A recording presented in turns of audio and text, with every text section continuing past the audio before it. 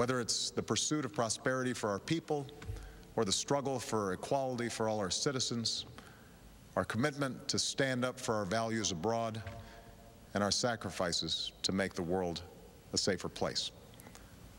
Let us remember that we can do these things not just because of wealth or power, but because of who we are. One nation, under God, indivisible, with liberty and justice for all.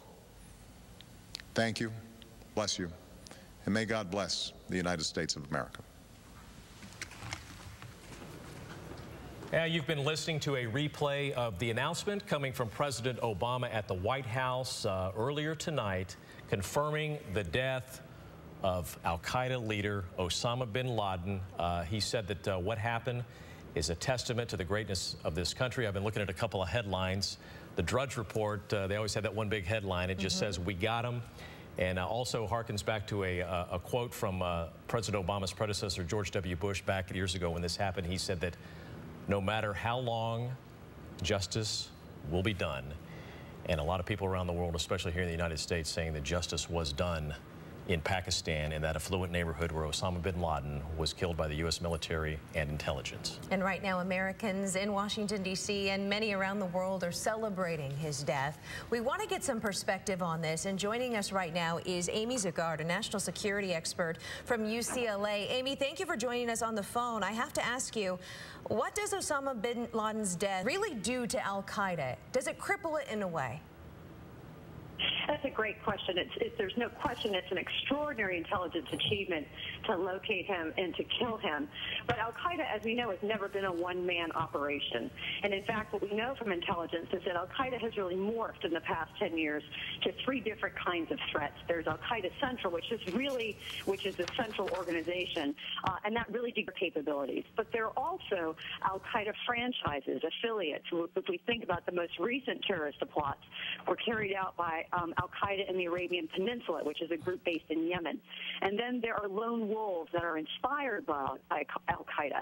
So I think that Osama bin Laden's death certainly degrades the first level of threat and degrades the third level. Still too soon to say what the long-term effects will be. Amy, one thing we've talked about is this, of course, is crippling and certainly psychologically damaging maybe to al-Qaeda, but at the same time, we would have to expect some retaliation here, so we still have to remain vigilant, correct? Absolutely, and you got that sense from the reporting and from the president's speech tonight. There were 2 things that really struck me about his speech tonight. The first was the determination in his speech, and the second was emphasizing this point that while this is a moment that we should all give thanks to the men and women in our intelligence community who have never lost sight of the mission, the work is far from done. Terrorism continues to pose a serious threat to our national security, both at home and abroad. Are you at all surprised that Osama bin Laden was found in Pakistan and not Afghanistan? No, I mean, we've been hearing for a long time that the estimates were that he was between the border of Afghanistan and Pakistan. I think the real surprise is where in Pakistan he was found, that he was found close to Islamabad, that he wasn't in fact found in a more rural area. And it raises all sorts of questions, of course, about the level of complicity in Pakistan in giving him safe harbor. And that's, I think, one of the reasons why the president was so clear to single out Pakistani cooperation locating Osama bin Laden, because there is that question that will naturally arise. Well, you said there was cooperation, but however, at the same time, there must be some officials that were assisting in harboring Osama bin Laden. So somebody over there is probably going to have something to answer to, correct?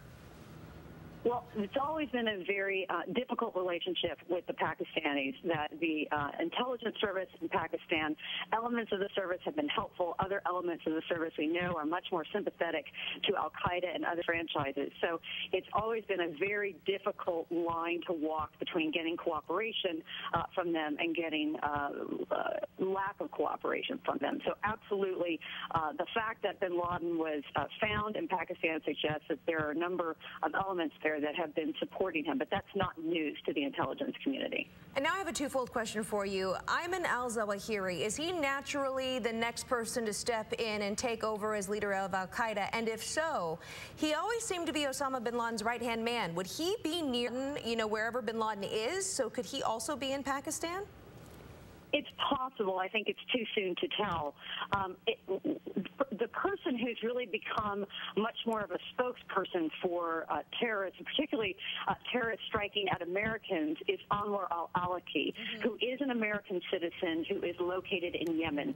He was a spiritual advisor, we know, to at least 2 of the 9/11 hijackers. They maintain contact with him in San Diego, in fact, in Southern California. We know he relocated to the East Coast when they relocated to the East Coast. He also was in contact with several other participants in previous attacks and plots against Americans since 9/11. Al-Awlaki has a magazine called Inspire, which is there's an English language version where he continually exhorts followers to attack Americans, to kill Americans. And so in terms of propaganda, he's really top of the list in anti-American terrorist propaganda today. Amy, a little bit earlier you mentioned that the military and intelligence have always been focused on the mission, but you know, going on almost a decade now, we're in Afghanistan, we're still in Iraq, we're now in Libya. A lot of American citizens have become very war weary. Do you think what happens tonight maybe also helps American citizens maybe refocus on the importance of being vigilant and continuing this mission, which, you know, it's a war. This was not a traditional war. We were told that from day one, that the war on terrorism, you know, there's not really a defined enemy. It's kind of it's a shadowy enemy that you've got to constantly chase around the globe. Do you think that this will maybe help American citizens refocus on that? Well, I hope that it will. I mean, I think that it's easy to forget 10 years after 9/11 what a serious threat the terrorist threat has been to our security. And, you know, I've been researching and writing about the intelligence community now for almost 20 years. And I've always been struck by when you go to LANC or you go to these other intelligence community agencies, how relentlessly focused they are on the mission, and we often lose sight of that fact. I think one of the interesting questions in the days to come specifically for this administration will be, what next in Afghanistan?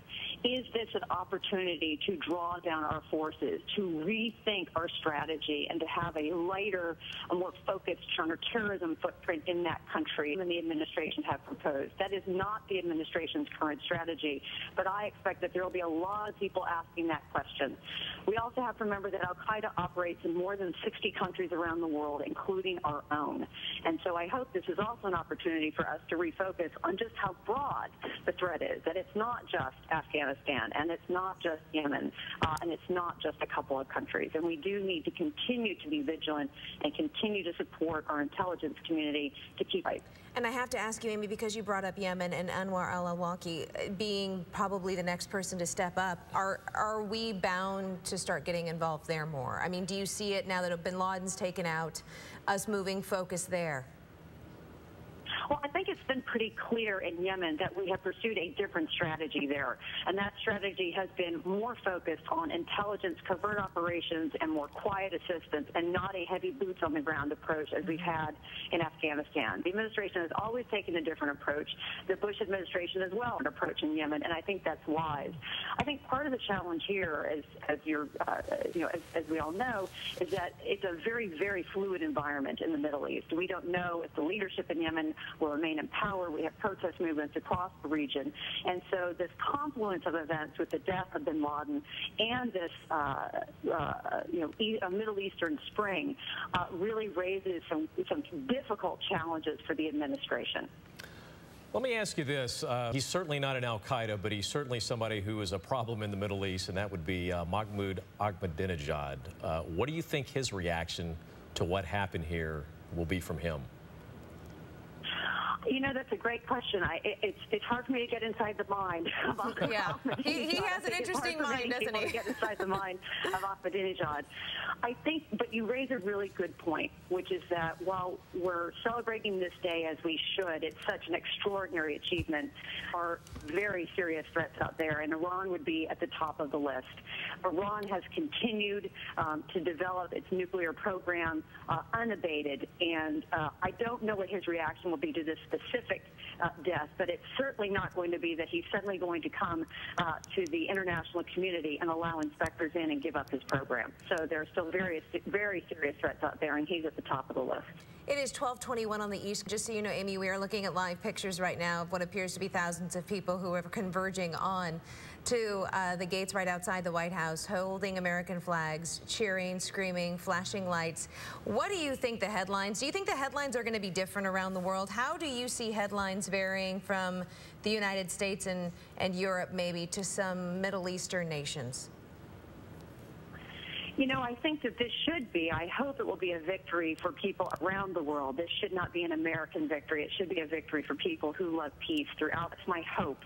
I think we will meet with some skepticism in some corners about whether, in fact, Osama bin Laden is dead. I think that in the coming days there will be, particularly from some foreign countries, not the governments, but from some quarters, a demand for more evidence that he is dead, and some deniers. You know, there are always conspiracy theorists out there who think Osama bin Laden was never much of a threat to begin with, and it was, you know, and it was 9/11 was a conspiracy by the government. And so I think proving that will be something that you'll see in some headlines around the world in the next couple of days. You know, you mentioned a little bit earlier that you had you've been to Langley. You've seen how focused CIA operatives are on preventing terrorism in this country. They've really done a good job. Can you kind of give us a sense of how many disastrous plots that might have been on the level of 9/11 they've actually been able to stop over the years? You know, I don't have that information. I wish I did, but I can give you a sense of the degree of difficulty that not just our operatives, but our intelligence analysts face. Those people who have to connect the dots. Just to give you some sense, the National Security Agency, which intercepts those telephone calls and emails between terrorists around the world, gets about 200 million intercepts every hour of every day. So imagine combing through that level of information and finding the information you need to try to follow the thread that will lead you to stop the next plot.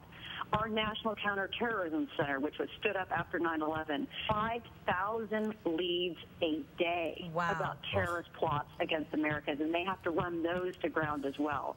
So when the president tonight stood up and said that they ran a thread to ground for 8 months, that's how long they've been working on this thread to get access to bin Laden, that tells you just how much a needle in the haystack that one thread was. It's really an incredible achievement. My hat goes off to the intelligence community.